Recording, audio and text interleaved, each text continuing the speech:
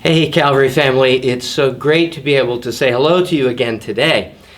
You know, there have been a few things that I deeply miss during this strange season. Chief among them is being together with you.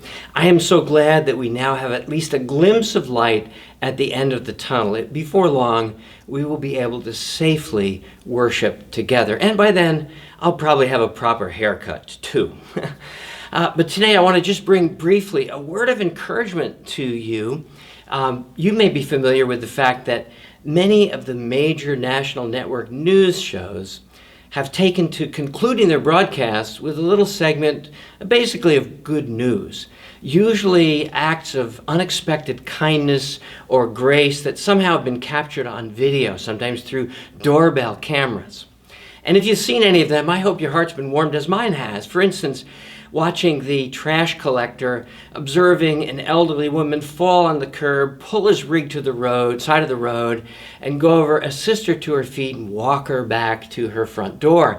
And ever since, every time he empties her trash, he meets her at the container and walks her back to the front door. It's heartwarming. Or the violinist who has taken to giving evening concerts off her balcony. She just goes out there and plays Vivaldi or whomever, and her neighbors have gotten to know one another because they've been served by this. It's wonderful. And these are people helping other people, and other people just simply showing consideration. Doorbell cameras have caught delivery people doing this, for instance. One fella spontaneously shoveling the snow off the stoop of an unknown customer. Another lady delivering a package where she read a note on the door that said, "The child inside is immunocompromised." And so what does she do? She whips out her own disinfectant rags or cloths and disinfects all her packages spontaneously.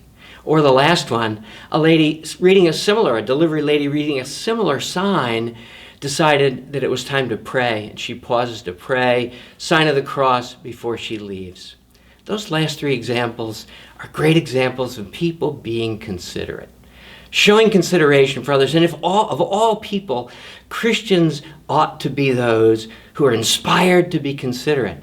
The Apostle Paul, in fact, gives us this instruction. He says this: "If there is any encouragement from being united with Christ, if any comfort from his love, then in humility consider others better than yourselves.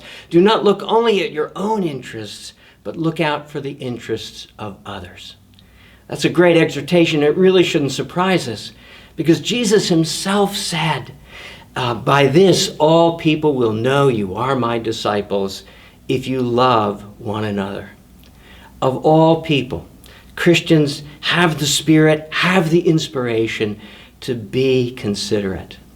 And let's make that our priority. We may not see everything the same way. We don't see everything the same way.